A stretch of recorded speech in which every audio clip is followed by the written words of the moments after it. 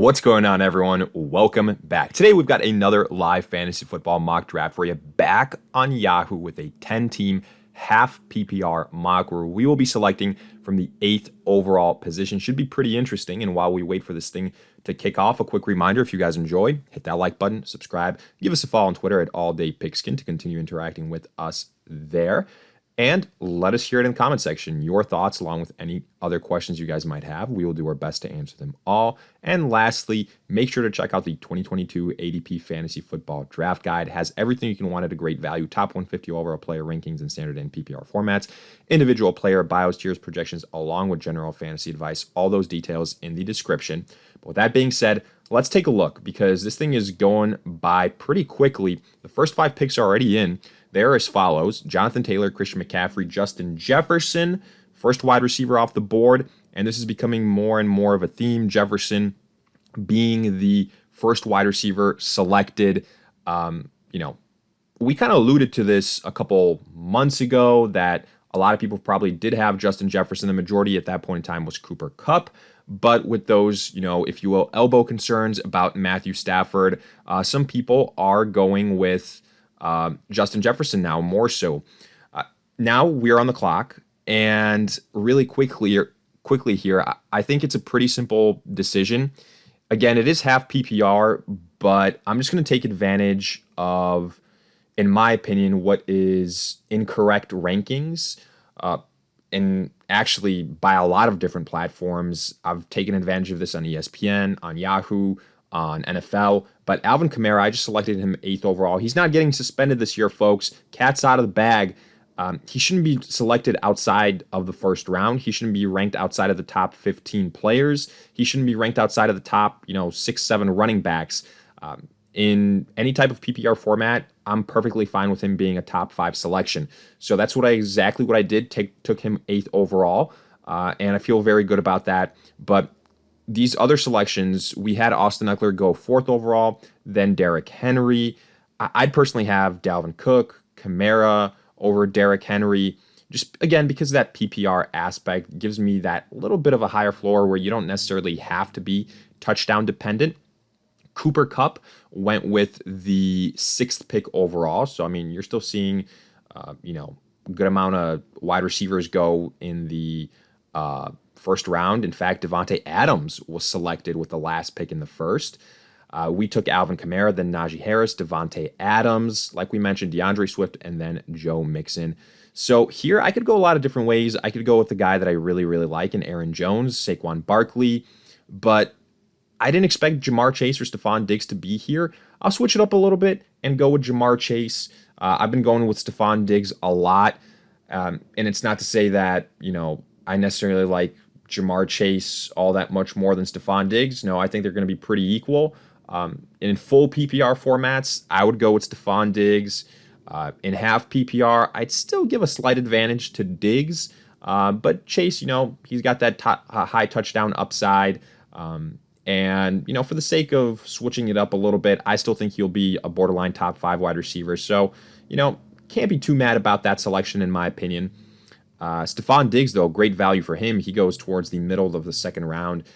Then the guys that I alluded to, Aaron Jones, Saquon Barkley, that we typically draft at this point in time, they went the next 2 picks after our selection of Jamar Chase. So I'd say, so far this draft is developing in a way that's, pretty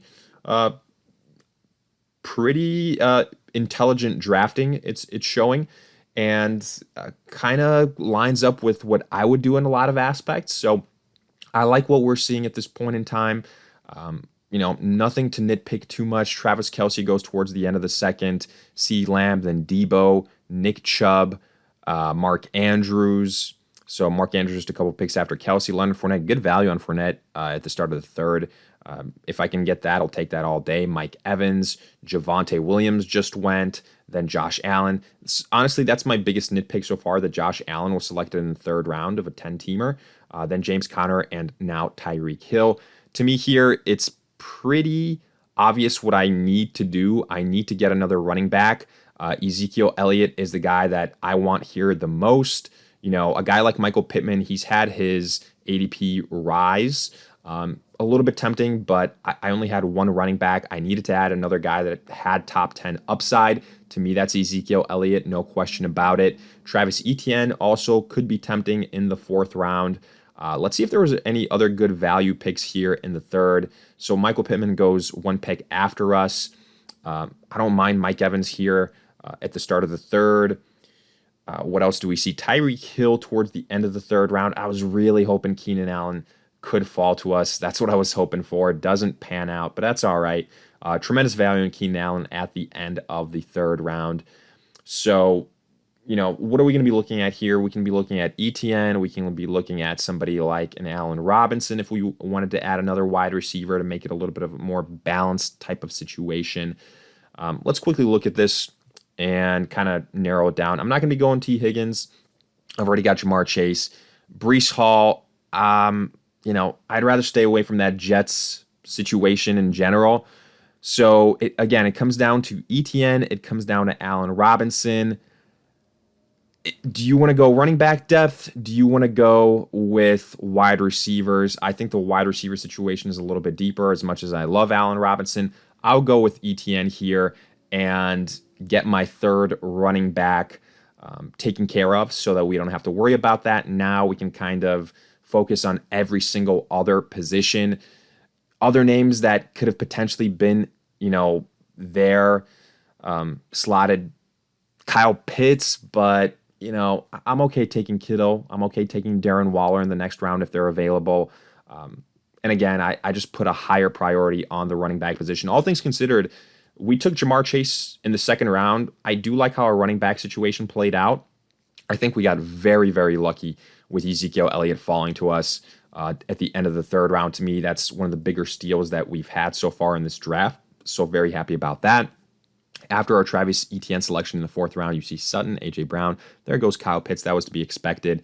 So now it'll be, a question of where the next couple of tight ends go. Let's see where they're ranked here. And what the chances are that they might be available. So 51st, 53rd overall. There's a chance they might be there for us. We'll see. Running backs, like I said before, our running back situation is at this point in time taken care of. Even though David Montgomery, could be a decent pick, but again, I'm not going to force it.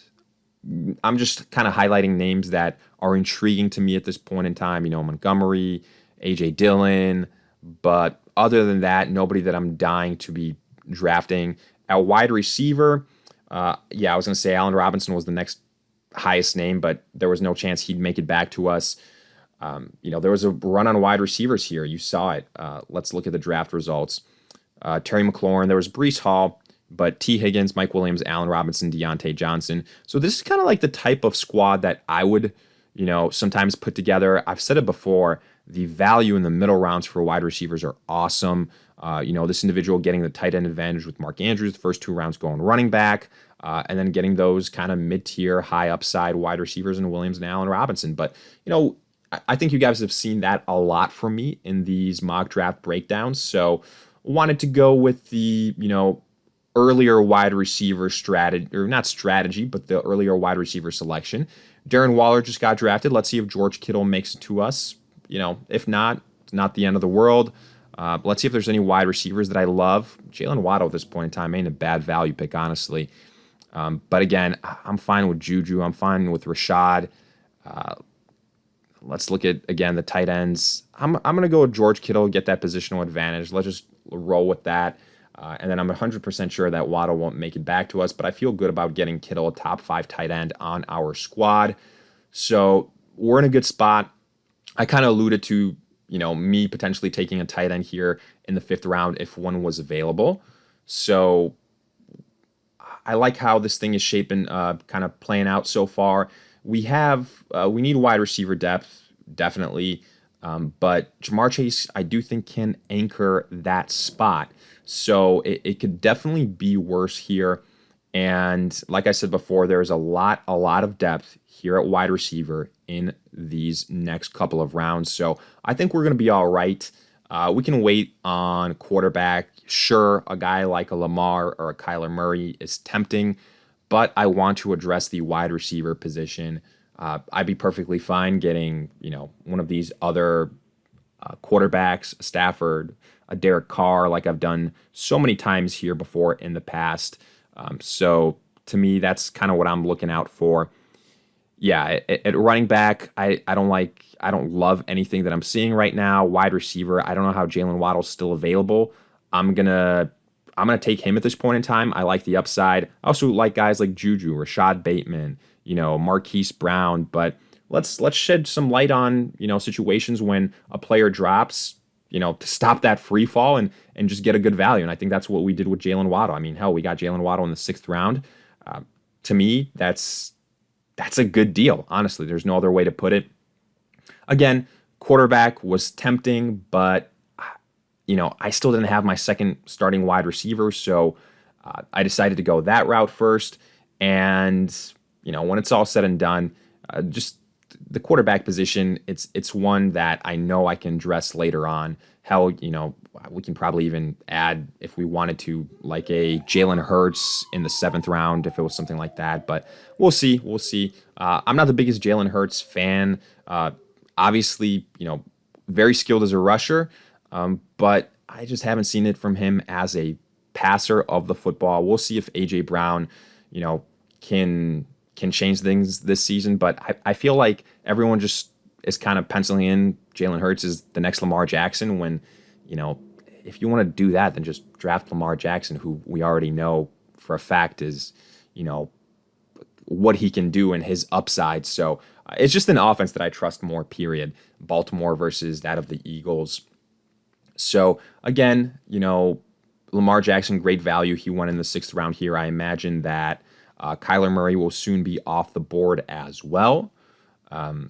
So we probably won't. Yeah, we're going to have to look elsewhere for quarterback, but we're going to have some really, really good depth at wide receiver. Oh, wow. Jalen Hurts goes ahead of Kyler Murray.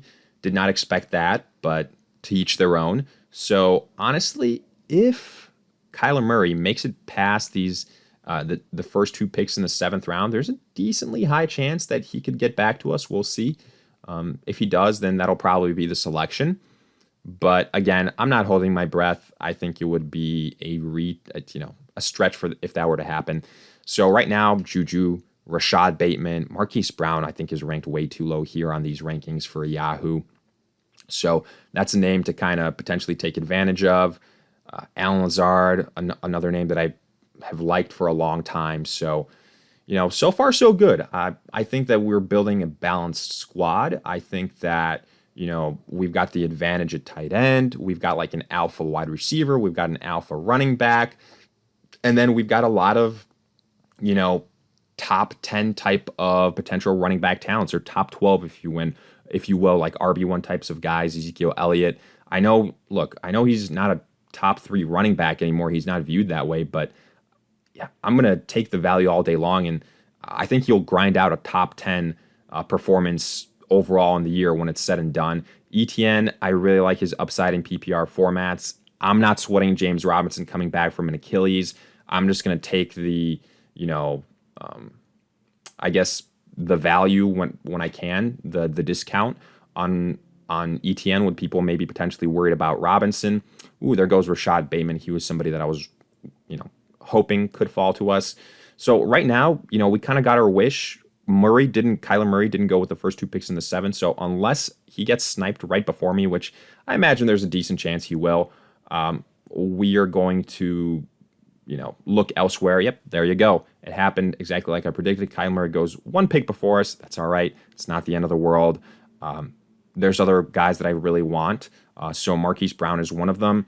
Unfortunately, both Juju and Rashad Bateman off the board. But again, this is just a perfect, kind of example of not freaking out, not kind of, losing your cool in situations where, the player you were hoping for doesn't make it back to you. So literally we get sniped the pick before on Kyler Murray. That would have been a hell of a steal. I think if we got Kyler Murray in the this would be the 8th round. Holy cow. If we got him in the 8th round, 7th round, excuse me. Yeah, if we got him at the end of the 7th round, that would have been an absolute steal. Him and Zeke would have been one of the two of the I'll say it, two of the biggest steals in this draft. I really do believe that. So that would have been a really, really nice start, but no, it's fine. Let's see what else we have at quarterback, but I'm not going to force it. Joe Burrow, Tom Brady, Wilson. So I'm perfectly fine waiting. Let's continue to load up on wide receivers. Mooney is probably a guy that, here I like the upside in terms of volume. Renfrow, I like the upside. I'm kind of talking myself more and more back into Renfrow this season. Opposite Devontae Adams, I do think he's going to see a lot of opportunities. And it kind of just goes back to the fact of how high I am on Derek Carr. So, Renfrow is kind of making his way back into my good graces. Again, I don't think he's going to do what he did last season, but he doesn't have to. He is my fourth wide receiver. So you get what I'm saying. Antonio Gibson, man, it goes all the way to the 8th round. Yeah, talk about a guy that's had a huge crash in like ADP, potentially on your do not draft list. It is a tough, tough situation. So, yeah, I mean, he just in preseason been losing touches to Brian Robinson. He's not the pass catching running back. It's a bad look. So, I've been out on Antonio Gibson for a while. I might actually do an updated like do not draft list of some players that, now that we're a couple weeks away from the start of the NFL season, how that list has evolved, things like that. So Gibson would definitely be on that list. So he was never in contention for any of our selections, but yeah, that's something that, is becoming an even worse situation as we get closer to the season. So we officially have our first defense off the board. Let's make a couple more selections here in the 9th and 10th round and then kind of wrap this thing up. So far, what are good value picks? Elijah Moore is screaming value. Darnell Mooney is screaming great value. Lazard as well. DeAndre Hopkins, once he comes back from the suspension. Lazard goes. Brendan Ayuk, Rashad Penny. Yeah, those were all names that I would have been contemplating. Chris Godwin also, depending on what happens with his situation.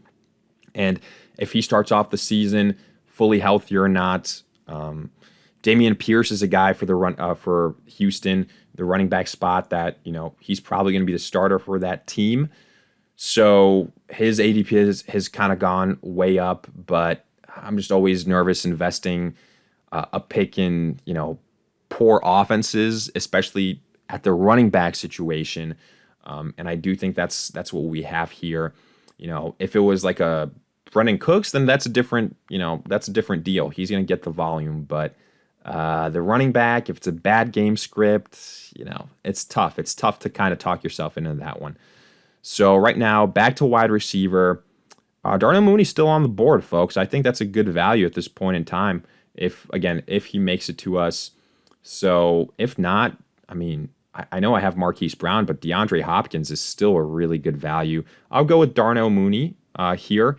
We're afforded that possibility. So again, just, we went with our 3 of our first 4 picks. We went 3 running backs, but then notice we hit wide receiver hard afterwards. In fact, actually, looking at our selections, we only had 1 wide receiver taken in the first 5 rounds because we went Kittle in the 5th round. But then our next 4 picks have all been wide receivers. So, it's a situation where, again, I think especially we benefit from the fact this is a 10-team league, so depth is much better.